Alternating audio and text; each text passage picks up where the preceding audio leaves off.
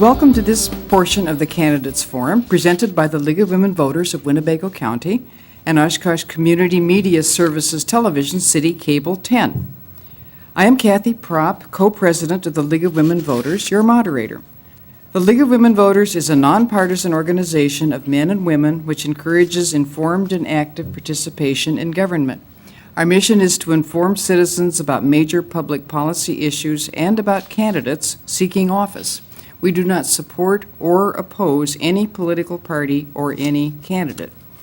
You may find information about the League at www.lwvwinnebago.org. Joining me on the panel for this forum is League of Women Voters co-president Ann Marshall. 4 candidates are vying for the 6th Congressional District Republican Party spot on the November 4th ballot. The 6th district includes several counties, the counties of Columbia, Marquette, Waushara, Green Lake, Dodge, Winnebago, part of it, Fond du Lac, Manitowoc, Sheboygan, a little bit of Milwaukee, and Ozaukee. 2 candidates, Tom Denow and Duey Stroebel, are here this evening. We regret that 2 candidates, Glenn Grothman and Joe Leibham, chose not to attend. Incumbent Tom Petri is not seeking re-election. On August 12, you must vote a partisan ballot for the party of your choice. Democratic and Libertarian Party candidates will be invited to join the Republican winner of the August 12 primary for a forum in October. Our timekeeper will give you cues, and we thank you in advance for keeping your answers short so that we may cover as many issues as possible. Audience questions are welcome. Please submit them in writing to the League representative, and they will pass them to the front.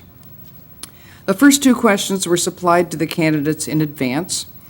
We'll begin with 1-minute opening statements.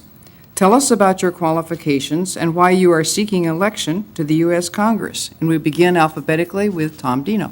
Okay, first, thank you for having this forum and continuing to go forward with it. I appreciate having my voice being able to be heard. I'm born and raised in Oshkosh, and I'm also a graduate from UW-Stout. I went to UW-Stout with a degree in industrial education with energy and transportation. I ended up working for Mercury Marine in the 80s as a technician, and then I was lucky enough to get a job with Chrysler Corporation as a district manager, and they moved me to Charlotte, North Carolina for a little while, for 10 years, and then I moved back here when I wanted to get to this district, where I got a job working at Marine Park Technical College as a instructor for engine technology. I'm the only candidate that is running that actually has experience in education and with business and in industry. And that is one of the things that I want to bring to Congress, is to have practical experiences in those areas. Mr. Stroebel. Well, good evening. I'm Duey Stroebel, and it's a pleasure to be here. And agree or disagree, I'm more than happy to share my beliefs with anyone. I live in Ozaukee County. I'm born and raised in the 6th Congressional District. And with a little bit of luck and a lot of hard work, I've been fortunate to have had a good career. But like a lot of people in Wisconsin, I've certainly had my lean years. And my story starts as a young man where I had to grow up pretty fast. I had to become an entrepreneur by necessity. I grew pumpkins, I fixed cars, I baled hay. And during that time, the lesson was that if I worked hard, I could be a success. The lesson, I received a graduate and undergraduate degree from UW-Madison in business. And in 1987, I started my business. But more importantly, that was the year I got married to my wife, Laura. And today we've been happily married for 27 years. And we have 8 wonderful children. And my family in the future of this country is why I do what I do today. That's why I'm in this race. I didn't need another job. I didn't need another title. But I wanted to be trying to make this world a better place. Now, I'm a small businessman. I'm not a career politician. I come from the private sector. What this country needs now are more people who have a different way of thinking, who can get this country turned around and ignite our economy. And I'm sorry, your time is up, okay, so you may finish your remarks. Very good. The second question the candidates were supplied ahead of time is, if you are elected, what will be your priorities as a representative for the 6th Congressional District? And this time, we'll start with you, Duey, and so you may continue your train of thought if you want. Okay, very good. My priority is to get this economy going. And to get this economy going, we need to get government out of the way. And the way I see it, it's all about job growth. And where we get our job growth is from our small businesses. Small businesses make up 2/3 of all the jobs in our economy. And in fact, they make up almost 98% of all the businesses in our economy right now. There's actually 400,000 small businesses in the state of Wisconsin, so you can multiply that as it goes throughout the entire country. What we need free markets right now. And I'm going to focus first off my comments upon cutting regulation. We need to cut regulation. I'm a small businessman. I come from the private sector, and I have seen what regulation does to stymie economic growth and to deter job growth.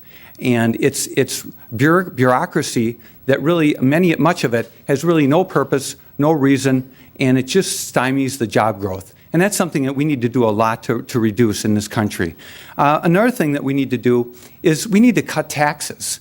Again, I'm from the business sector, and what you see is when money comes off the bottom line, be it caused by regulation, be it caused by taxes, it means it's a tighter margin for that small business, and that small business thus will not have the ability to hire another person or buy another piece of equipment or grow as they could be to create new jobs, and as our system is designed to do. So what I believe we need to do is we need a tax code that is more fair, more flat, and less complex. And I think that's going to allow us also to keep more of our money in our local economies and send less of it to Washington, D.C. Our tax code also has to be more of an incentive to invest in our economy. Right now, I think the way it's written, it's more of a disincentive. I also think that as part of this equation, and what I want to do, is we need to cut government spending. Right now, government spending is out of control. We're borrowing 30 cents of every dollar that we spend. It's unsustainable, and what we need is a balanced budget amendment to our United States Constitution to control that spending. Thank you. Thank you, Duey. Tom Denow, your priorities, and you have 2 minutes. I think the biggest priority is to serve the people of the district. And I think the best way to serve the people of the district is part of the background that I have is working with the companies within the district. This is one of the largest manufacturing districts in the country. And I've worked with these companies, many of the companies that are in the district, like Kohler, Mercury Marine, John Deere, and I've helped supply them with talented individuals and as far as education with jobs. And I'd like to continue to do that by helping and growing our economy. And by helping and growing our economy, what we need is a good energy plan in this country. We have no energy plan. We have problems that are happening all around the world that are energy related. If we could build our energy structure and become more energy independent, we can help build our economy, which will also assist these companies that we have in the 6th District. Also, I agree, cutting government spending. Having worked with companies they have different ways that they can cut their government spending by process controls. I'd like to see more process controls within government be used to cut the waste and make the efficiency of these government organizations much better so that we can save money, which will also help grow our economy and keep more of the money in the pockets of the people of the district and of the country. The other thing is, having worked in education, we need to help get people educated in where there are jobs. And there's a lot of debt out there, and people have debt in different areas, and they go to school, and then they end up not having practical educations to give them employment. We need to have more practical employment opportunities for the people that we have within this district and for all of the citizens that we have around the area. That's going to help grow our companies and just help grow the whole base of the system. Thank you very much. Now we'll go to questions from the panel and the audience, and I do encourage the audience to submit questions in writing to the league representative. Anne, you can begin with the first question. You've hinted at this a little bit, but what criteria should voters use in choosing between the 4 Republican candidates, and what separates you from the other candidates? One thing that separates me from the other candidates is that I've never been in public office before. And as I stated before, but I have worked in business, and I have worked in industry, and I have worked in education. So I do have those practical experiences and those practical backgrounds. That is one of the things that what I would bring with, for the priorities that I have. The government works within, Congress works with its committees. The committees that we have in Congress need somebody who has expertise in these areas. The main committees that Tom Petri was involved with was Transportation and Infrastructure, and you also had Education and Workforce. I have practical experiences in those areas and would like to bring those practical experiences to the district and to Congress. So I think that's what sets me apart from the other people within the others that are there. And the other thing that sets me apart is I don't have a heck of a lot of funding. I'm doing this as a regular citizen, and I'll leave it at that. Thank you. Mr. Stroebel? Well, what separates me is I am from the private sector. I'm not a career politician. I believe in citizen legislators as our founding fathers intended, for people who come from the real world, they go into government, they legislate, and then they go back to the real world. I see that as a huge problem that we have in our government today. What we need are people who have actually been out there and lived a real life, lived under the regulation policies, lived under the taxation policies. And therefore, when they do go to government to work in Washington, D.C., they actually know what they're talking about. And they're not just pontificating on policy or theory. They've actually lived it. And that's what I've done. I've started a business. I've created jobs. And I meet a payroll today as we speak. So therefore, as our founding fathers intended, I have that direct experience that I can bring to Washington, D.C. and put to work right away. Because I really believe that we will get better results in the long run with people who are citizen legislators and not people who are in this job as a career. When I went to Madison, very quickly, I could look around a room and I could tell this group of people is here because this is their career. This is like going to the office. The other group is here because they want to make change. They want to make a difference. That's the group I'm in. Thank you. We have a rather involved question on the Affordable Care Act that was submitted by the public, and it's got perhaps 4 parts to it. So this one will give you 2 minutes to respond to. The Affordable Care Act, or Obamacare, is currently law and is being implemented. What policy option do you believe is the correct choice at this point? Please be specific about any changes you recommend. The questioner suggests parts A, B, C, and D. A, support the law as is. B, repeal Obamacare. C, repeal Obamacare and replace it with another health care option. What might that be? And D, keep the law in place but enact changes. And what changes might you suggest? So I believe it's Mr. Stroebel's turn, and we'll give you 2 minutes. Okay. Obamacare needs to be repealed, but it needs to be replaced also. Obamacare is an unmitigated disaster. We cannot afford Obamacare, and everything that Obamacare has done has been to take away doctors from their patients, to destroy that doctor-patient relationship, for people's premiums to increase, for people to lose their insurance, and for people to have less transparency.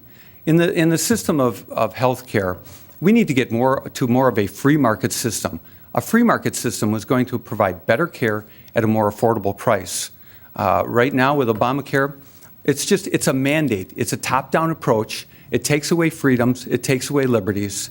And I think that we need choice. We need selection in our health care. And we need the freedoms. Right now, of course, as I said before, our budget is running at a 30 cents on a dollar we are borrowing. And when you look at what Obamacare will do over the long haul, it's just going to bankrupt this country. So the sooner we get off of it, the better. And I think that some of the things that we can do, again, we are not going to go back to where we were, but we need to look more towards health savings accounts or towards utilizing tax credits and enhancing portability so we can encourage employers to provide a more portable product that actually can be moved from one group to the other. We also need more, we've had high-risk insurance pools that have been very effective in the past.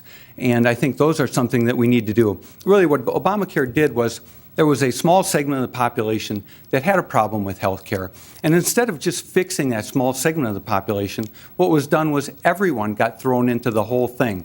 And I think that's where we have the problem. When we tried to just fix a small part of it, we actually ended up really degrading our health care for everyone. Thank you very much. I'm sorry your time is up. Mr. Denow? Okay. The thing I didn't like about Obamacare is the fact that it picks winners and losers. I have a lot of friends that I talk to of all different classes, and some of them were happy with it because their premiums went down, and some of them weren't happy because their premiums went up. Other things was not having the doctors that they wanted to have. Some of them lost their doctors. So it did affect a lot of people all around for the whole realm of people in different classes and of different incomes. I would, depending on the situation, I'm not going to say I'm going to go right out and repeal it. I think what we need to do is find some type of replacement system before it is repealed. Instead of, the Republicans have to offer something in return instead of just saying repeal. We have to have things where we can help and keep stuff like pre-existing conditions. One thing I'd like to see added to it would be some type of tort reform. The one thing, what happened is the Affordable Care Act was done just by, all of a sudden you had the Democrats deciding to do a thing without any input from the Republicans. And when you have one party making all the decisions, it usually ends up with a problem. I like to try to work together to come up with solutions, and so that we can come up with more of a solution with having the proper things being done from both parties. We need that, as I said, pre-existing conditions, tort reform. One of the things I mentioned with our healthcare system is you go in, you never know what you're paying for. I think what we need is more of a menu type pricing to know what it's going to cost per each item, so whatever happens. So that way we can have more competition for, go and have a CAT scan done. Okay, how much is a CAT scan?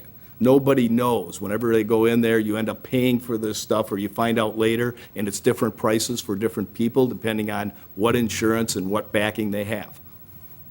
Thank you very much. Ann, do you have another question? Yes. Social Security, Medicare, and Medicaid expenditures consume a large part of the federal budget. What modifications do you think the current system needs and why? And I think we'll start with Tom Denow. Yes, as we go out, we're going to have more of a problem with Social Security as far as not being able to be funded. I do think that one thing, growing the economy and getting more people working, and that will be one thing that can help, getting more payments in there. But the other thing is, we need to look at a system that's not going to hurt anybody currently. If you're 55 or older, you don't want to touch anybody who's currently on Social Security. If you've been told that you are going to get something, you cannot change that, and you got to keep people under that current system. I think that the younger people should have an option, just like, well, I had a 401k plan. What I could do is I could decide if I wanted to put more money into it or less money into it. So if a person is younger and they decide they want to have more Social Security and want to have that Social Security available, why don't we allow them to put more into the system? And if they don't want to have more Social Security and have it, we still need to have, and that would be one option that we can have. Excuse me. Okay. If we had a lot of interest in this question, we can always continue it again. Mr. Stroebel. Okay. Social Security and Medicare, we need to preserve the promises that we made to the people who are either in the system or near to the system. But in order to also preserve the program for the future, for younger people, we do have to look to modifications in order to make sure that we maintain solvency in those programs. And the way I see it with Social Security, I think we're probably going to have to look at younger people retiring at a later age. And I think we also are going to possibly have to look at other options for them where they direct those accounts in a more, I guess, individual way, quite possibly. That would be one way, I think, to help with Social Security. As far as Medicare, I do believe we need to do more block grants to the state. I think we've seen that in Wisconsin here, where a state is more able to efficiently spend that money rather than the federal government. The block grant system has certainly helped. And then as far as Medicaid, we have seen that that vouchers are it's Medicare is where we want to do, Medicaid is where we want to have the block grants to the states, and on Medicare is where we're looking at the vouchers. And with vouchers, we'll have more consumer-driven decisions and more transparency. Did you have more that you wanted to add to that question, Mr. Denow, on Medicare? No, Social Security? that's fine, no. Okay, thank you. Question from the audience, which is a good deal like one that we had in mind also. The Federal Highway Trust Fund will soon be out of money. And what is an equitable way to pay for transportation projects? And the audience question was repairing county roads and bridges, and how would you pay for this? So we start with Mr. Stroebel. Okay. In our transportation department, there's a lot of waste. In fact, I understand that really 75 cents of every dollar really only goes to road work, and the rest of it is to bureaucracy. So I think we have to do a lot with the bureaucracy there. There's also a lot of things that can be done just in terms of prevailing wage, as they call it in Wisconsin, where a lot of these jobs have to be bid with certain wage levels that are artificially high. And that's contrary to the free market. And that just drives up the cost for those projects, and it drives up the cost to the taxpayer. So if we had more of a free market situation where those jobs are bid on the open market, we'll be able to save quite a bit of money and be able to drive those costs down and thus be more efficient with the taxpayer dollar, which is what we need to be. We need to be more efficient with that taxpayer dollar because it is other people's money. So I would say, again, reduce the bureaucracy, put more of that money to roads, and have a more efficient bidding process to make sure we're getting the best prices for the public. Thank you. Mr. Denow. Well, if you're talking county and that roads, you're more or less talking a state issue. But the thing is, right now, and just last week, there was a congressman from Florida who proposed a whole way of cutting the national gas tax. He wanted to cut it down from I think 18.5 cents, and it hasn't been raised in many years since the early 90s, and wanted to cut it down to like way down and take that money and have the states take care of it. Now, that's a whole different idea. I don't know whether I'd support that or not. It's just going to transfer the move from one to another. It takes away from federal government control, which is good, and it would put it more into the state's control. But the whole thing is we need money for roads and bridges. One of the things I proposed was an inverse indexing tax. In other words, I want to build up our energy, and what happens is when the gas prices start to come down, and you come down 5-10 cents a gallon, let's add a penny tax onto that. That way you don't feel the hit, and we're taking that money and we can put it in the trust fund to build our infrastructure and build our bridges.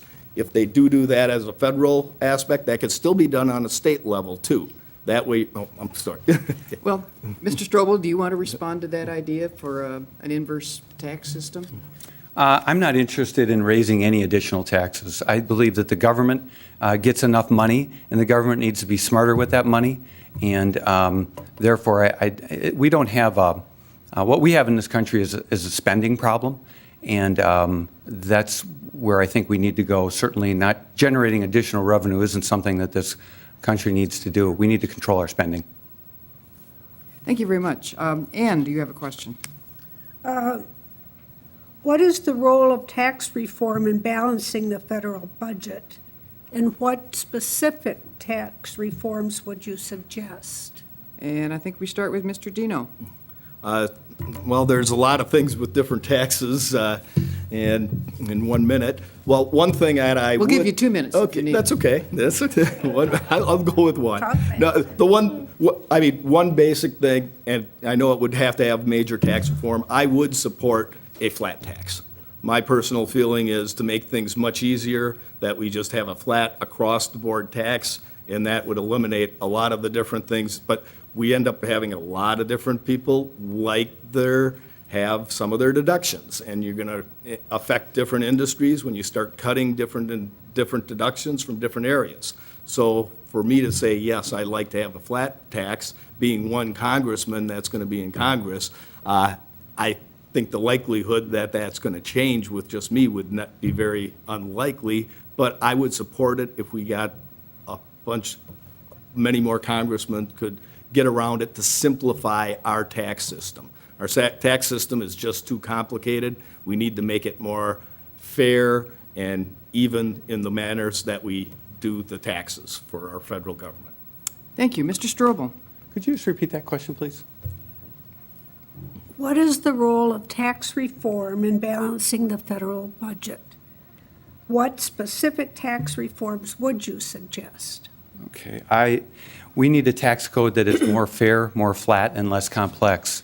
I mean, right now, when you look at how many billions of dollars are spent even just preparing taxes, and again, that's part of the bureaucracy that I referred to previously that's so detrimental to small businesses. I mean, I run a business, and I see the tax code just being something that is a huge drain on resources for small businesses. And again, when that happens, that means you hire less people, and that means you buy less equipment, and that means your economy isn't going to grow as quickly.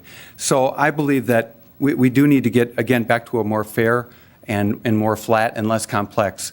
Right now, we also need to keep more of that money in our local economy, where it will have that multiplier effect.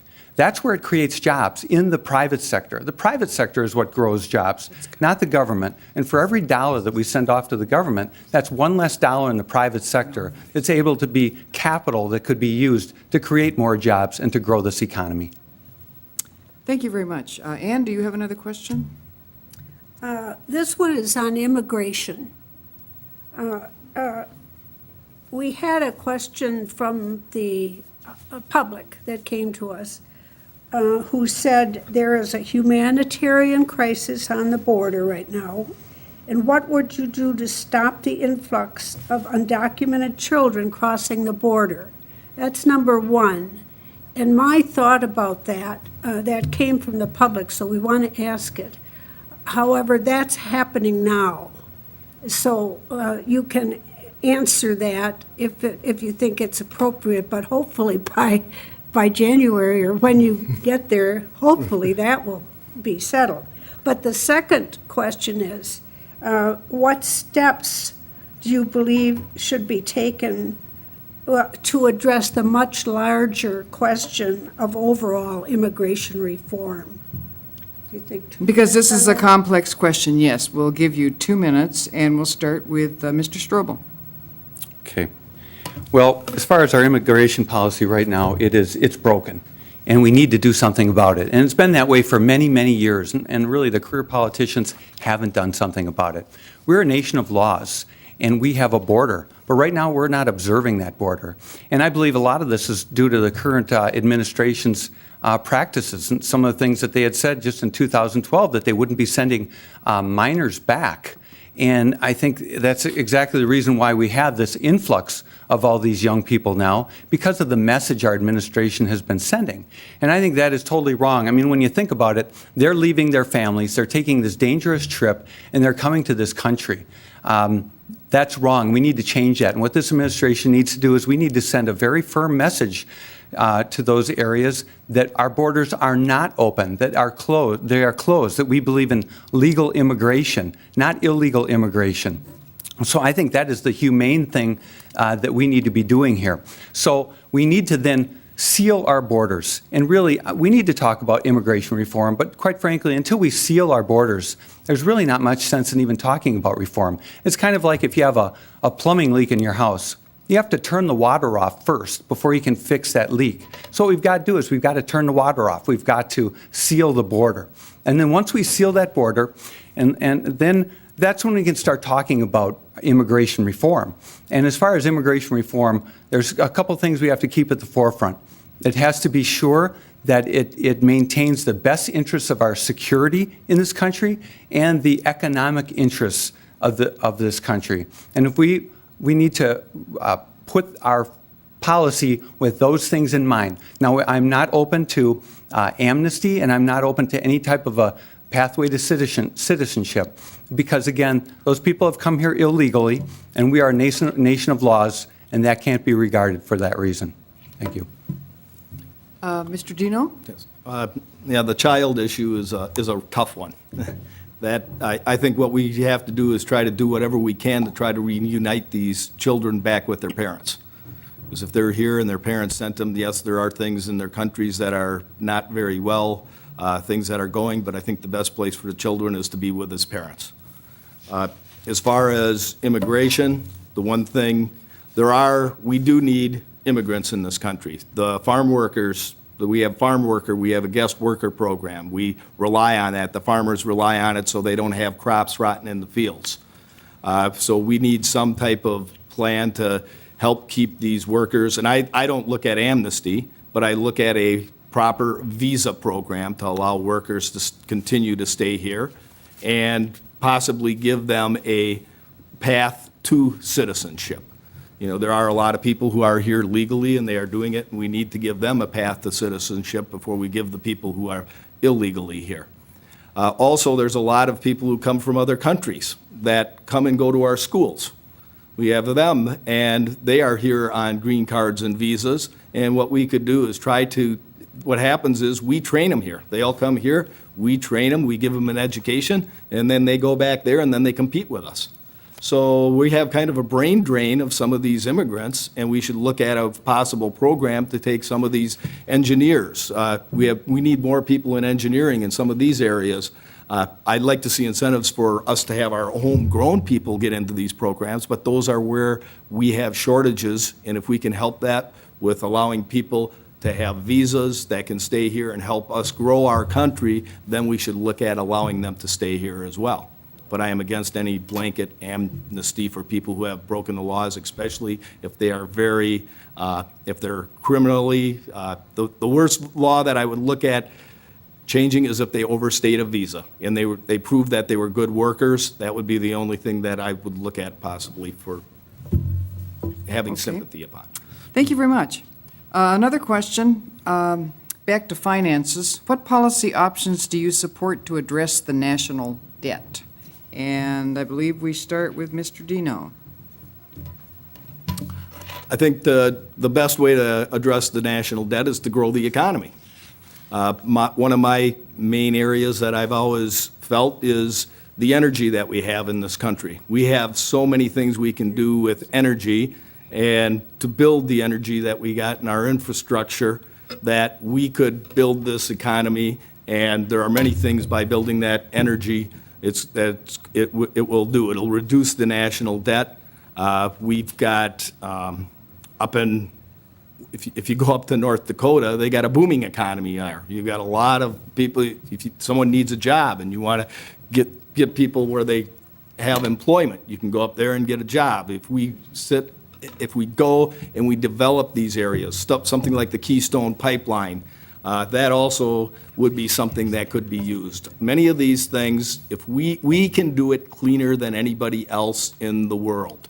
So it is going to pay for us to develop this instead of others. Thank you very much. Mr. Stroebel. Well, I think it's a two-pronged approach. We need the balanced budget amendment that I had alluded to earlier, because we know that we have politicians who look short-term and don't look long-term. And I, as a businessman, have to look long-term, or else my business is going to have a problem. Unfortunately, politicians in Washington really don't have that constraint. And they look short-term. Oftentimes, they look to the next election. They don't look long-term. And that's why we have accrued the debt that we have right now, the 17-some trillion dollars in debt. That's why we need a balanced budget amendment, because we can't borrow ourselves to prosperity. But with that being said, we also do need to grow this economy. And when we do grow this economy, we do create jobs. Then good things happen in that, in terms of where we can work our way out of this debt. Right now, when we depress our economy, when we have overtaxation, overspending, overregulation, our economy doesn't grow, and therefore we're not going to be able to generate the money that would be needed to actually pay off that debt. So it's growing the economy and the balanced budget amendment. Okay, I believe Mr. Denow mentioned the Keystone Pipeline. Next question is, what are the pros and cons of the Keystone XL pipeline, and where do you stand on it? And Mr. Stroebel is first. Okay. Well, I don't see any cons to the Keystone Pipeline. I only see pros to the Keystone Pipeline, because for our economy, when energy costs are high, again, that just costs us jobs, and it costs us the growth in our economy. And when your energy cost is high, you have less disposable income. You won't be able to buy what you want at the grocery store, or take your child shopping for some new clothes. That's what that does. That's the real world effect of higher energy costs. And by not having access to that energy source, which is cheap and reliable energy source, is just silliness, quite frankly, to not have it come into this country. Because if it doesn't come into this country, it's going to go someplace else. And why shouldn't it come here and benefit this country, benefit this economy, and allow us to have less expensive energy so we can enjoy a better standard of living and grow our economy? Thank you. Thank you. Mr. Denow. I also see a lot of pros and little cons, because what's going to happen is if we don't develop it, it's just going to go across Canada, or it's going to be transferred by rail, which they do now, and by transferring oil by rail is one of the most unsafe way to do it, and it's one of the most uneconomical ways to do it.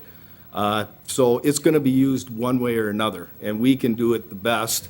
Plus, what was set up is down by the Gulf, where this line was all set up, the pipeline is where the refineries that are set up for that type of crude oil are.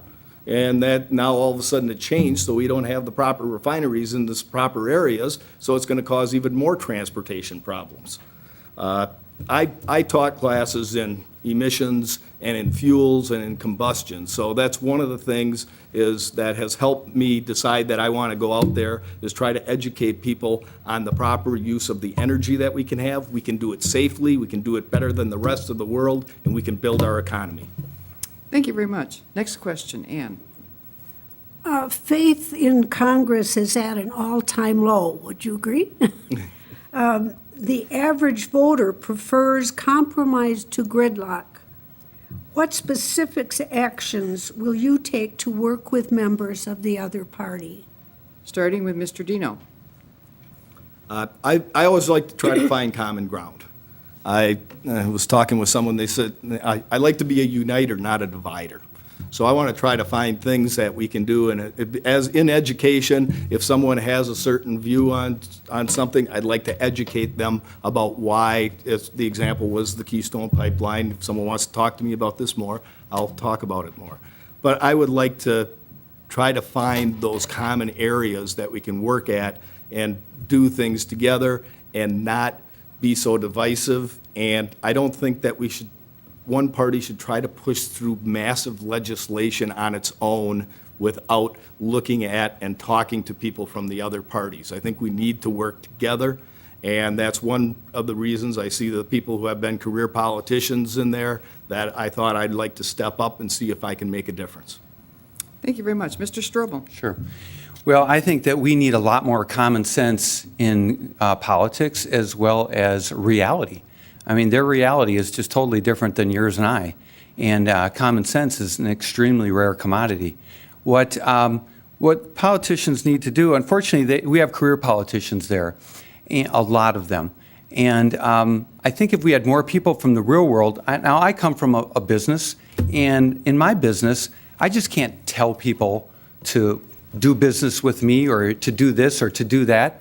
I have to work things out with them. I have to treat them like a customer, which sounds like a strange saying, but you do, and that's what I think we need to do more so as we operate in government here. We can't dictate to others. We have to discuss, but we have to stay true to our principles also. And again, reason must prevail, and we have to be better communicators. And in the end, we have two very divergent political parties out there, and but I will stick to my principles. I will stick to my own personal beliefs. And again, be a good communicator. Thank you very much. There may be other issues that you care about that we did not mention tonight. Ask a question that you wish had been asked and then answer it. So, Mr. Stroebel, is there a one-minute question you want to talk about? Sure. I will talk about growing the economy. I guess I'll talk about, I'm just going to talk about how we need to get this economy growing, what we need to do. And again, this is where my focus is. This is where I come from. And it's really the solution to what this country needs to make it right again. Right now, there's just too many mandates, too much taxation, and too much spending. And it's just stifling the private sector. Again, it's the private sector it's what creates jobs in this country. It's not the government that creates jobs. And the capitalistic system is a system that works. It's the most efficient, and it's what we need to stick with. It's what made us the greatest country in the world. And right now, I just see us trending away from that. And I see us trending away from the efficiencies that the free market allows for us. So again, we need to get back to the free market, and that's how we are going to have the most robust economy. That's how we're going to create the most jobs, and that's how we are going to continue to maintain the highest standard of living in this country that we have had for many years. Mr. Denow, your one question that you wish had been asked.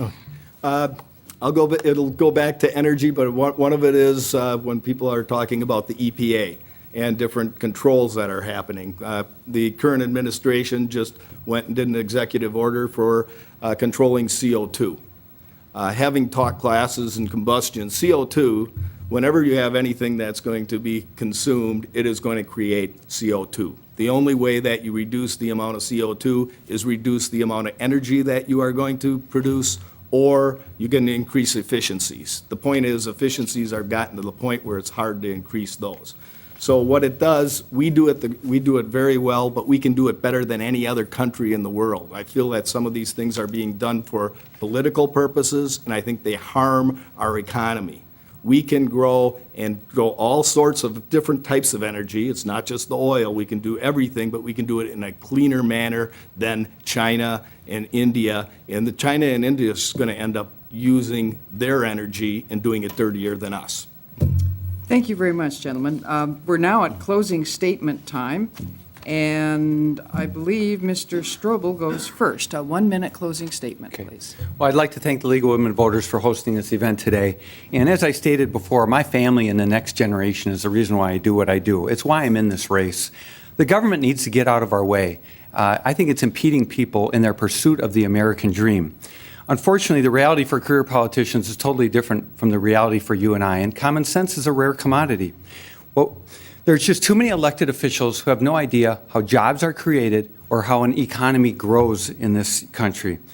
To get the American economy moving again, we have to elect people with a vision for this great nation and less with a vision of their next political career move. Now, I'm the only candidate in this race that started a business, grew a business, and maintain a payroll today as we speak. I'm the only candidate in this race that can look you in the eye and tell you that I will be a citizen legislator.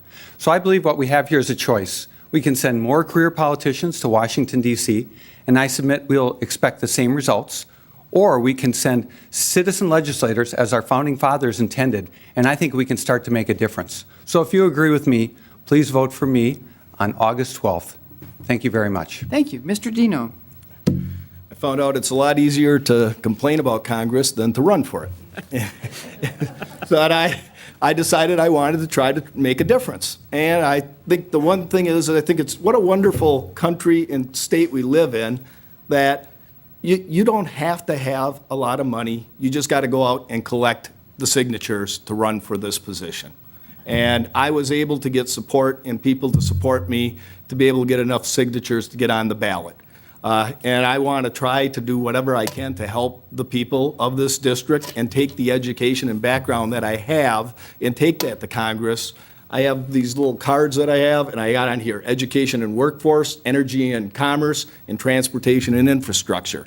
Two of these are committees that Tom Petri sat on and worked with. I have practical experience and education and understanding in these areas, and I'd like to take that to Congress to bring practical solutions to this country. Thank you very much, gentlemen. That concludes this forum for the 6th Congressional District Republican Partisan Primary. On August 12, you must vote a partisan ballot. If you vote Republican, you may choose from 4 Republican Party candidates. 2 candidates, Tom Denow and Duey Stroebel, answered questions this evening. 2 additional candidates on the ballot, Glenn Grothman and Joe Leibham, chose not to participate in this forum. The forum has been co-sponsored by the League of Women Voters of Winnebago County and Oshkosh Community Media Services.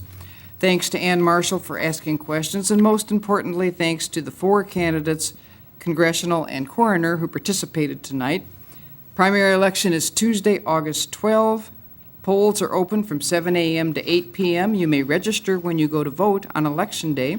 Proof of residency is now required. You may also obtain an absentee ballot by writing or calling your municipal clerk or stopping at that office and voting between now and August 8. Our democracy depends on citizen involvement. Please exercise your right to vote. Thank you. Let's give these people a round of applause.